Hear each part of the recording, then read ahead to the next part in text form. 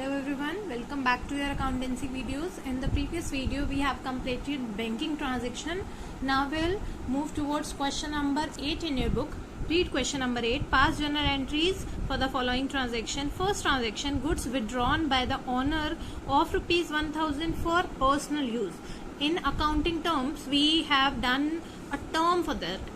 अगर कोई भी प्रोप्राइटर पर्सनल यूज के लिए कुछ विड्रॉ करता है, चाहे वो गुड्स हो या कैश हो, वी ट्रीटेड एज ड्राइंग्स. तो यहाँ पे हम विड्रॉ कर रहे हैं ड्राइंग्स के लिए गुड्स. अब यहाँ पे एक और इम्पॉर्टेंट पॉइंट आप नोट डाउन करोगे. Whenever goods are withdrawn for personal use, those goods are not available for selling purpose. Right, हमने जो गुड्स परचेज किए थे कि हम उसको सेलिंग पर्पज के लिए यूज करेंगे, अब तो वो गुड्स अवेलेबल ही नहीं है. जब हमने गुड्स परचेज किए थे तो परचेज अकाउंट डेबिट किया था. अब जब वो गुड्स आपके अवेलेबल नहीं है तो हम सिमिलरली परचेज अकाउंट क्रेडिट कर देंगे. तो हमारी जर्नल एंट्री यहाँ पे क्या बन जाएगी? Drawings account debit to purchases account. Next point में है goods distributed as sample. Free sample की तरह हम अपने गुड्स डिस्ट्रीब्यूट क्यों करते हैं? सो दैट हमारा प्रोडक्ट पब्लिसाइज हो सके. अपने प्रोडक्ट की पब्लिसिटी के लिए अगर हम goods as a free sample दे रहे हैं, those are your advertisement expenses. अपने प्रोडक्ट को सैंपल की तरह देंगे फ्री, तभी हमारे प्रोडक्ट का एडवर्टाइजमेंट होगा, लोग ज्यादा से ज्यादा जानेंगे हमारे प्रोडक्ट के बारे में. सिमिलरली वही पॉइंट हमारा दोबारा अप्लाई हो रहा है कि हमने गुड्स परचेज किए थे सेलिंग पर्पस के लिए, बट अब हम उन गुड्स को सेलिंग पर्पस के लिए यूज नहीं कर रहे because we have distributed them as a free sample. तो हमारा परचेज किया हुआ लेवल कम हो जाएगा और हम अपने परचेजेस को क्रेडिट कर देंगे. तो जर्नल एंट्री क्या बन जाएगी हमारी? Again, advertisement expense account debit to purchases account. Next point. Goods given as a charity. ये आपके जो मैंने आपको जर्नल एंट्रीज लर्न करने के लिए बोला था उसी का पोर्शन है. When you will go through those entries आपको पता चलेगा कि आप सब इन चीजों के लिए परचेजेस अकाउंट को कम कर रहे हो. परचेज अकाउंट क्रेडिट साइड पे आ जाएगा. If the goods are withdrawn for charity purpose तो हम चैरिटी को डेबिट करेंगे. फ्री सैंपल तो एडवर्टीजमेंट को डेबिट करेंगे. तो इस पर्टिकुलर पॉइंट की एंट्री क्या बन जाएगी? Charity account debit to purchases account. One more point, अगर हमें यहाँ पे जैसे हमें इस पर्टिकुलर क्वेश्चन के अंदर तो सिर्फ एक ही अमाउंट गिवन है, अगर आपको दो अमाउंट गिवन हो, एक कॉस्ट का और एक सेलिंग प्राइस, क्या हम अपने गुड्स जब निकाल रहे हैं बिजनेस से हम उसको सेलिंग प्राइस पे निकालेंगे? नो, बिकॉज सेलिंग प्राइस के अंदर तो प्रॉफिट ऑलरेडी इंक्लूडेड होता है. कभी भी हम अपने आप से तो प्रॉफिट नहीं लेंगे. तो चाहे ड्राइंग हो, एडवर्टीजमेंट एक्सपेंस हो, चैरिटी हो, लॉस बाय फायर हो, हमें कभी भी सेलिंग प्राइस को कंसीडर नहीं करना. हम ऑलवेज कंसीडर करेंगे कॉस्ट प्राइस को. After that timber used for making office furniture of rupees 5000.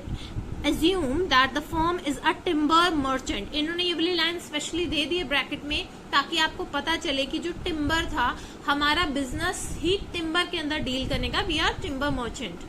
जब भी हम टिम्बर मर्चेंट है तो टिम्बर जो है वो हमारे लिए गुड्स हैं या हमारे परचेजेस हैं. हम अपने परचेज किए हुए गुड्स को ऑफिस का फर्नीचर बनाने के लिए यूज कर रहे हैं. तो ऑफिस फर्नीचर बन जाएगा. ऑफिस फर्नीचर असेट है, असेट्स के अंदर इंक्रीज हो रहा है, असेट विल बी डेबिटेड. तो डेबिट साइड पे आ गया ऑफिस फर्नीचर. अब क्रेडिट साइड पे क्या आएगा? अगेन हम क्रेडिट साइड पे लिखेंगे परचेजेस अकाउंट. क्यों? क्योंकि हमने टिम्बर परचेज किया था फॉर सेलिंग पर्पज, तब हमारा परचेज अकाउंट डेबिट हुआ था. अब हम उसी परचेजेस को क्रेडिट कर देंगे because that timber is no more available for selling purpose. So entry here will be office furniture account debit to purchases account. Next point, goods destroyed by fire. यहाँ पे फायर लिखा है, इसकी जगह आपके पास थेफ्ट भी आ सकता है कि गुड्स जो है आपके आग लग गई है, चोरी हो गया है. या goods destroyed in transit. In transit का मतलब क्या होता है? रास्ते में. Whenever you transport your goods from one place to another, there are chances that some of the goods will be damaged. वो जो डैमेज होगा हमारा एक लॉस है। आपका नॉमिनल रूल क्या कहता है, losses and expenses are debited always. तो हम यहाँ पे टर्म यूज करते हैं loss by fire oblique loss by theft oblique loss by transit. इन तीनों में से जो भी होगा आप उसको यूज कर लोगे। इस पर्टिकुलर केस में लॉस बाय फायर है तो आपने लिखना है loss by fire account debit. Again credit side पे क्या आएगा, to purchases account. Why so, because these goods were purchase for selling purpose, we increase them, we debited them. When there will be reduction in those purchases, हम उस entry को reverse करेंगे। पहले debit किया था, अब आ जाएगा क्रेडिट साइड पे। Entry will be loss by fire account debit to purchases account.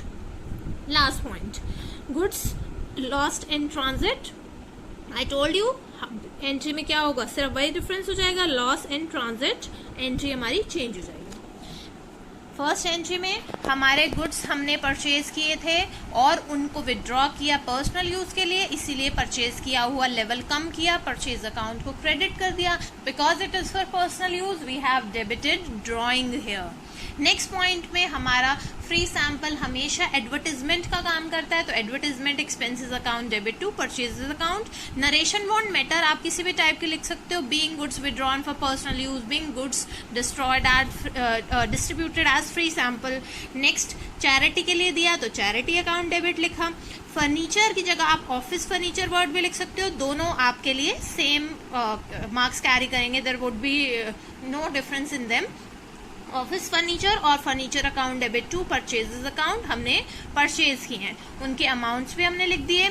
उसके बाद लॉस बाय फायर 3500 के थे 5 अप्रैल को, so loss by fire account debit to purchases account 3500 and loss in transit 6 April को 2000 का था, उसके लिए भी हमने एंट्री कर दी। अब यहाँ पे आपके सिंगल पॉइंट्स थे, यहाँ पे एक आपका स्टार पॉइंट इस क्वेश्चन में क्या बन के आ रहा है, if the question is having two amounts selling price and cost price, you will always take cost price. हम सेलिंग प्राइस पे नहीं करेंगे because selling price includes profit as well and we are ignoring profit because we don't charge profit from ourselves.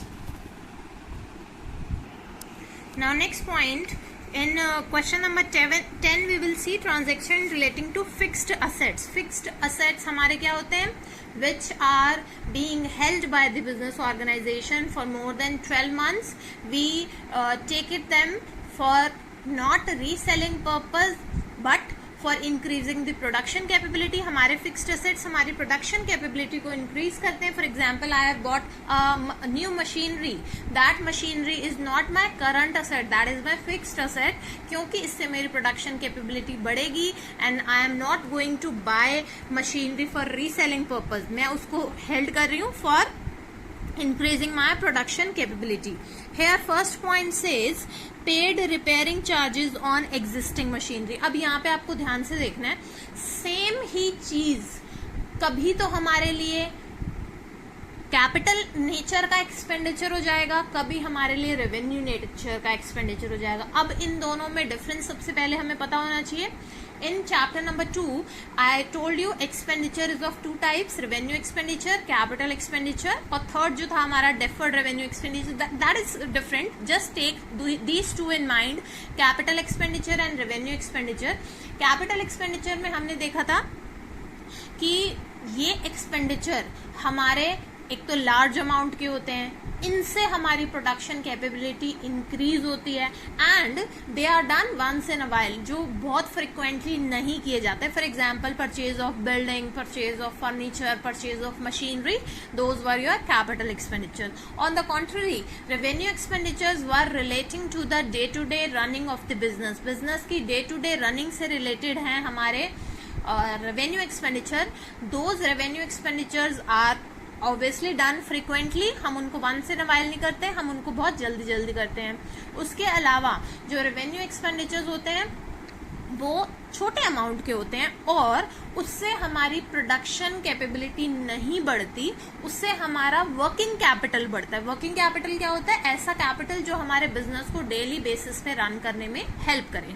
अब इस question में जो first point है उसके अंदर हमने देखा paid repairing charges on existing machinery. हम एग्जिस्टिंग मशीनरी के ऊपर कोई भी खर्चा कर रहे हैं, हमारा पैसा जा रहा है तो हमारा ऑब्वियसली कैश अकाउंट क्रेडिट होगा। अब रिपेयर्स हमारे लिए एक एक्सपेंस है. Nominal account says debit all expenses and losses. तो हम यहाँ पे रिपेयर्स के नाम से अपने एक्सपेंस को डेबिट कर देंगे और जर्नल एंट्री बनेगी repairs account debit to cash और बैंक अकाउंट. जनरली यहाँ पे हम कैश अकाउंट से ही एंट्री करेंगे until it is given in the question that payment is made by cheque. जब तक ये लिखा ना हो कि पेमेंट चेक से हुई है, हम मानेंगे कि कैश पे ही हुई है ट्रांजेक्शन. उसके बाद नेक्स्ट पॉइंट है परचेज्ड अ न्यू मशीनरी. हमने न्यू मशीनरी 42,500 की परचेज की है. अब ये आपका एक एग्जाम्पल है. Increase in one asset, decrease in another asset. एक असेट इंक्रीज होगा तो उसको डेबिट करेंगे. वो कौन सा असेट है? मशीनरी. मशीनरी परचेज करेंगे, डेबिट हो रही है, बट उसकी पेमेंट के साथ साथ हमारा कैश डिक्रीज हो रहा है तो कैश को क्रेडिट करेंगे. तो जर्नल एंट्री क्या बन जाएगी? Machinery account debit to cash account. Next point में लिखा है paid freight and carriage on machinery. हम फ्रेट एंड कैरेज की बात करें. अब ये फ्रेट एंड कैरेज क्या होता है? जो भी आपने नई मशीनरी खरीदी, from the point you purchase that you need to brought it to your factory. आप अपनी फैक्ट्री में उसको लेकर आओगे. जो भी रास्ते में आपने ट्रक, टेम्पो या कोई भी चीज की है जिससे आप उसको उठाकर लेकर आ रहे हो अपनी फैक्ट्री तक, वो हमारे क्या होते हैं? Freight and carriage expenses. As you know expenses are debited. हम इनको डेबिट तो करेंगे, बट यहाँ पे इम्पॉर्टेंट पॉइंट ये है कि हमने एक न्यू मशीनरी परचेज की थी एंड इमीडिएटली उसके ऊपर हमने कुछ खर्चा किया. whenever you purchase a new asset or even second hand asset and you spend something immediately on that asset to make it in a workable condition, हमारी workable condition में लाने तक हम अपने फिक्स्ड असेट के ऊपर कोई भी खर्चा करते हैं, those expenses are to be capitalised. अब मेरी जो ये लाइन है, those expenses are to be capitalised, इसका मतलब क्या है कि मुझे उन सारे के सारे खर्चों को कैपिटल नेचर का मानना है और उसको अपनी मशीनरी की कॉस्ट में ऐड करना है. आप एक सिंपल एग्जांपल अपनी जर्नल लाइफ से रिलेटेड देखिए. फॉर एग्जांपल आपने एक डबल डोर फ्रिज परचेज किया है 70,000 का. आप उसको घर पे लेकर आए, आपने लेबर हायर की, आपके 4th फ्लोर पे वो फ्रिज उन्होंने पहुंचाया, उन सब में आपका 2,000 रुपीज स्पेंड हो गया. अगर आपसे कोई रिलेटिव पूछता है कि आपने फ्रिज कितने का परचेज किया, तो आप बताओगे 70,000 तो मैंने शोरूम में पे किए थे, 2,000 मेरा ऊपर से लग गया, मतलब अल्टीमेटली मुझे 72,000 का पड़ गया. तो इसका मतलब क्या है कि हमारा जो प्राइस है जो हमने इमीडिएटली पे किया ताकि हमारा असेट हमारे लिए वर्केबल कंडीशन में आ सके, हमने उस पर्टिकुलर एक्सपेंस का नाम ना दिखा के अपने असेट की ही वैल्यू को इंक्रीज कर दिया और एक्सपेंस के अंदर एंट्री कर दी उस असेट के नाम से. सो यहाँ पे हमने फ्रेट एंड कैरेज के नाम से एंट्री नहीं करनी, हम एंट्री करेंगे machinery account debit to cash account. Next point, paid installation charges on machinery. Installation charges क्या होते हैं? मशीनरी को इंस्टॉल करवाने में. आप देखोगे जो बड़ी बड़ी फैक्ट्रीज होती हैं उसके अंदर इतने बड़े बड़े साइज की मशीनरीज होती हैं. क्या उन मशीनरीज को उसी फॉर्म में अपनी फैक्ट्री में लाना और फिट इन करना पॉसिबल है? नहीं. हम उसको पार्ट्स में लेकर आते हैं. पार्ट्स में लेकर आएंगे और उसके बाद मैकेनिक जो है उसको हमारी फैक्ट्री के अंदर फिट इन करेगा. फिट इन करने के लिए भी वो कुछ खर्चा हो रहा है और हमें उस मैकेनिक को पे करना है, तो वो खर्चे भी हमारे असेट की वैल्यू में ऐड हो जाएंगे. हम उनको डेबिट तो करेंगे बट इंस्टॉलेशन चार्जेस के नाम से कभी नहीं करेंगे, हम उस असेट के नाम से ही एंट्री करेंगे. तो इसकी एंट्री भी हो जाएगी machinery account debit to cash account because we have paid 5,000 as installation charges.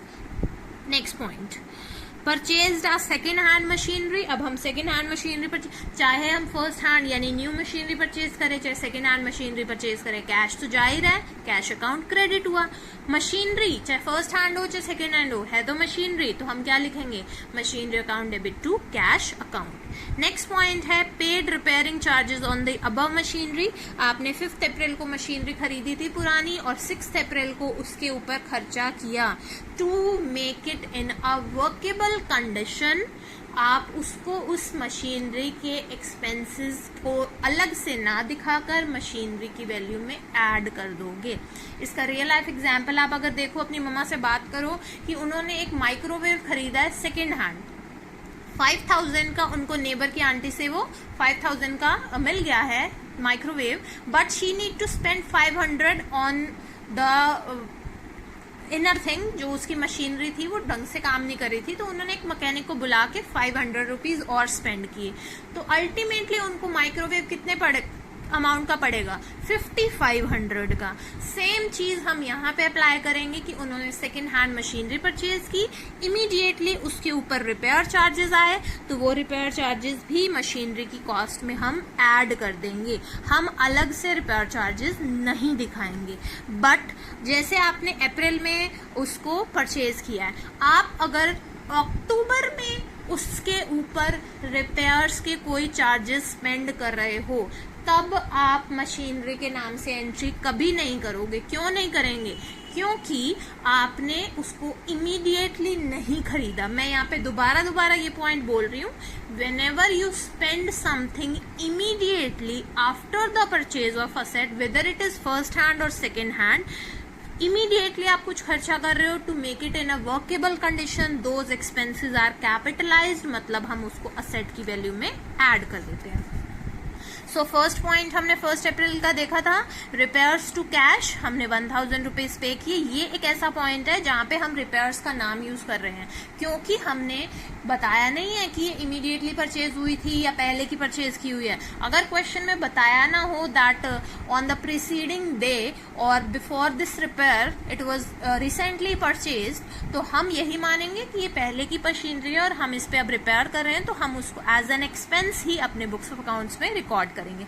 2 अप्रैल को हमने नई मशीनरी खरीदी, 3 अप्रैल को उसके ऊपर 2500 freight and carriage amount paid की। ये वाले जो आपके पॉइंट्स है, ये आपका एक चैप्टर आएगा डेप्रिसिएशन, उसके अंदर बहुत इंपॉर्टेंट है, क्योंकि वहां पे आप गलती यही करते हो कि अगर आपकी 45,000 की मशीनरी है, आप उसी के ऊपर डेप्रिसिएशन कैलकुलेट करते हो, बट नहीं, हम अगर 45,000 के ऊपर कुछ भी और अमाउंट स्पेंड कर रहे हैं तो हमें वो भी एड ऑन करना होगा।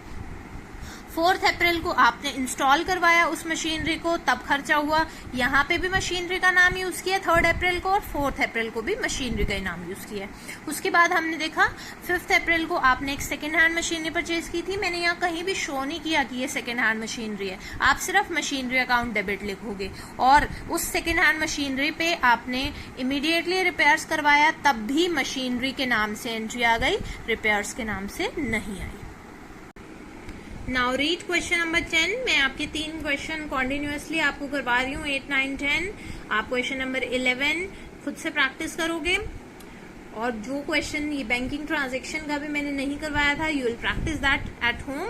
अब क्वेश्चन नंबर 10 में आपके जो पॉइंट्स हैं बेटा, वो सारे के सारे डिफरेंट पॉइंट्स हैं।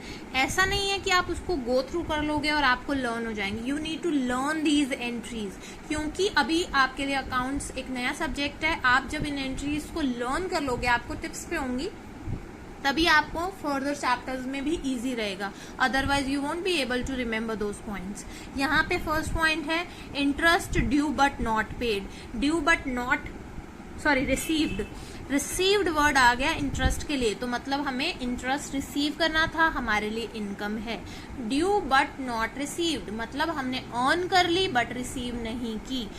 Income earned but not received, इसके लिए मैंने आपको क्या वर्ड करवाया था, रिमेम्बर, एक्रूड इनकम। यहाँ पे उस इनकम का नाम क्या है, इंटरेस्ट। एक्रूड इंटरेस्ट मेरे लिए असेट है या लायबिलिटी? ऑब्वियस सी बात है मेरे लिए असेट है, क्योंकि मैं क्या बोल रही हूँ कि मैंने अर्न कर लिया बट रिसीव नहीं किया। फ्यूचर में तो रिसीव करूंगी, मतलब फ्यूचर में होने वाली मेरी इनकम है। फ्यूचर में होने वाली इनकम को मैं असेट की तरह दिखाती हूँ, और मैं असेट साइड पे लिखूंगी एक्रूड इंटरेस्ट अकाउंट डेबिट। ये मेरा इंटरेस्ट इस साल की इनकम है, चाहे मुझे रिसीव नहीं हुआ, मुझे अपने बुक्स ऑफ अकाउंट्स में इनकम तो दिखानी पड़ेगी, क्योंकि मेरा एक्रूअल बेसिस क्या कहता है, चाहे इनकम रिसीव हुई हो या ना हो तब हम उसको दिखाएंगे, एक्सपेंस पे हुआ हो या ना पे हुआ हो हम उसको दिखाएंगे। आपको पता है इनकम्स के हमेशा क्रेडिट बैलेंस होते हैं, तो यहाँ पे हम इंटरेस्ट को दिखाएंगे क्रेडिट साइड पे, तो आपकी जर्नल एंट्री क्या बन गई, accrued interest account debit to interest account. Next point, salaries due to staff. आप स्टाफ मेंबर्स को सैलरी अभी दोगे, दी नहीं है, मतलब आपके लिए ये फ्यूचर में पे करने वाली ऑब्लिगेशन है। हमें अगर कोई भी चीज फ्यूचर में पे आउट करनी है, that becomes your liability. Liabilities के हमेशा क्रेडिट बैलेंस होते हैं, तो हमारी आउटस्टैंडिंग सैलरी क्रेडिट साइड पर आएगी। सैलरी आपने चाहे पे नहीं की है तो आपका इस साल का खर्चा, हमारा नॉमिनल रूल क्या कहता है, debit all the expenses and losses. Salary हमारा एक्सपेंस है तो हम उसको डेबिट करेंगे, तो हमारी एंट्री क्या बन जाएगी, salary account debit to outstanding salary account. Next point, out of rent paid this year 5,000 is for the next year. हमने रेंट पे कर दिया जिसमें से 5,000 नेक्स्ट पीरियड से रिलेट करता है, दैट इज प्रीपेड रेंट। जब भी हम कोई एक्सपेंस एडवांस में पे कर देते हैं तो वो हमारे लिए असेट बन जाता है। Assets always are shown on the debit side, तो हम क्या लिखेंगे, prepaid rent account debit. Credit side पे क्या आएगा, रेंट। क्यों, क्योंकि हमने इस रेंट को पहले दिखा दिया था डेबिट साइड पे जब पेमेंट हुई थी, बट ये तो इस साल का रेंट है ही नहीं, ये तो अगले साल का रेंट है, इसीलिए हम क्या करेंगे, एंट्री को रिवर्स कर देंगे और हमारी एंट्री बन जाएगी prepaid rent account debit to rent account. Next point, provide 10% depreciation on the furniture costing ₹1 lakh. 1 lakh का डेप्रिसिएशन है जिसके ऊपर 10% के हिसाब से आपने डेप्रिसिएशन लगाना है फर्नीचर के ऊपर। 1 लाख का 10% कितना होता है, 10,000। डेप्रिसिएशन आपने डेफिनेशन में पढ़ा था, डेप्रिसिएशन एक ऐसा एक्सपेंस है जो हमारे असेट की वैल्यू को डिक्रीज करता है। डेप्रिसिएशन एक्सपेंस है, डेबिट साइड पे आ गया, ये फर्नीचर की वैल्यू को डिक्रीज करने वाला है, decrease in furniture is credited, तो हमारी एंट्री क्या बनेगी, depreciation account debit to furniture account. Next point, goods used in making furniture, sale price 5,000, cost price 4,000। हमने गुड्स को यूज किया है फर्नीचर बनाने में। अब अगेन पुराने वाला पॉइंट रिमेम्बर करो कि हमने ये गुड्स खरीदे थे रीसेलिंग पर्पस के लिए और परचेज अकाउंट को डेबिट किया था, बट अब हम उन गुड्स को रीसेलिंग पर्पस के लिए यूज नहीं कर रहे, हम तो उसको फर्नीचर के लिए यूज कर रहे हैं, तो हमारा फर्नीचर बनेगा furniture account debit. Credit side पे क्या आ जाएगा, परचेजेस अकाउंट। दो वैल्यूज हैं, सेल प्राइस और कॉस्ट प्राइस, कौन सी चूज करोगे, ऑलवेज कॉस्ट प्राइस, क्योंकि सेल प्राइस के अंदर प्रॉफिट है और हम कभी भी अपने आप से प्रॉफिट चार्ज नहीं करते। Next point, received commission ₹20,000 by cheque, half of which is in advance. Receive किया कमीशन, टोटल अमाउंट है 20,000 का, चेक से पेमेंट रिसीव हो रही है तो ऑब्वियसली बैंक बैलेंस इंक्रीज होगा। हाफ इज इन एडवांस, आपके पास टोटल अमाउंट कितना आया 20,000 का, जिसमें से 10,000 का एडवांस में है। कभी भी कोई इनकम अगर हम एडवांस में रिसीव कर लें तो इसका मतलब होता है कि हम उसके लिए सर्विस प्रोवाइड करेंगे फ्यूचर में, and it becomes your liability, कि हम फ्यूचर में लायबिलिटी पे करने के लिए ऑब्लाइज्ड हैं। तो हमारी लायबिलिटी किस साइड पे आती है, ऑब्वियसली क्रेडिट साइड पे, यानी कि इस 20,000 में से 10,000 तो मेरी इनकम है और 10,000 मेरी लायबिलिटी है। लायबिलिटी और इनकम दोनों के ही क्रेडिट बैलेंस होते हैं, यानी कि क्रेडिट साइड पे मैं 10,000 लिखूंगी टू कमीशन रिसीव्ड, या सिर्फ कमीशन भी लिख सकते हैं, और to commission received in advance, क्योंकि हमने दिखाया कि हमारी ये एक लायबिलिटी है because that was received in advance. Last point है allow interest on capital 8,000। Second last point, interest on capital अगर हम फर्म के पॉइंट ऑफ व्यू से देखें, उसको कैपिटल के ऊपर इंटरेस्ट पे करना पड़ता है, कुछ पे करना पड़ेगा, तो ऑब्वियसली एक्सपेंस है, एक्सपेंसेस आर डेबिटेड ऑलवेज, तो इंटरेस्ट ऑन कैपिटल हमेशा डेबिट साइड पे आएगा। अगर इंटरेस्ट ऑन कैपिटल प्रोप्राइटर को मिलता है तो उसकी कैपिटल इंक्रीज हो जाती है, तो हम दिखाएंगे हमारी कैपिटल इंक्रीज हो रही है। Increase in capital is credited always, तो एंट्री क्या बन जाएगी, interest on capital account debit to capital account. Last point, charge interest on drawing ₹1500, drawing के ऊपर इंटरेस्ट चार्ज किया जा रहा है। अगर हम फर्म के पॉइंट ऑफ व्यू से देखें, प्रोप्राइटर ने कुछ विड्रॉ किया था और हम उससे इंटरेस्ट चार्ज कर रहे हैं, तो फर्म के पॉइंट ऑफ व्यू से interest on drawing is an income, incomes are credited always, तो इंटरेस्ट ऑन ड्राइंग आएगा क्रेडिट साइड पे। और अब ये इंटरेस्ट भी तो प्रोप्राइटर को देना पड़ेगा, उसकी ड्राइंग बढ़ जाएगी और ड्राइंग को हम डेबिट कर देंगे, तो एंट्री क्या बन जाएगी, drawing account debit to interest on drawing account.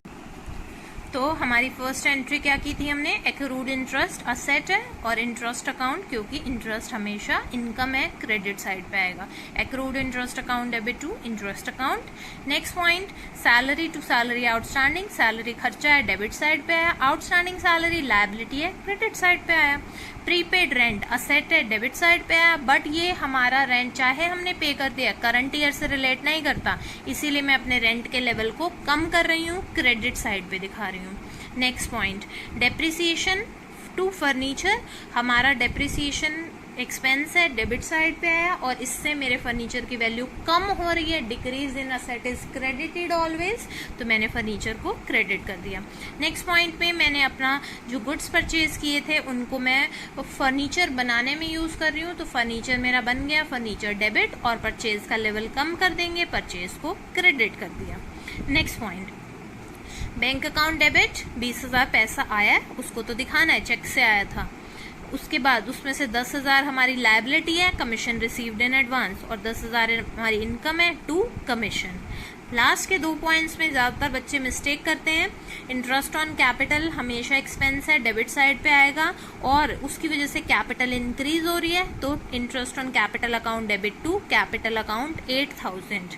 Last point, drawing account debit to interest on drawing 1,500, क्योंकि ड्राइंग हमारी प्रोप्राइटर के हिसाब से देखें तो एक पर्सनल यूज की चीज है, एक्सपेंस है, और उस पे अगर इनकम हो रही है, इंटरेस्ट मिल रहा है, तो incomes are credited always, interest on drawing को हमने क्रेडिट साइड पे दिखाया। That's it for the today's video, you need to practise this question. Thank you so much.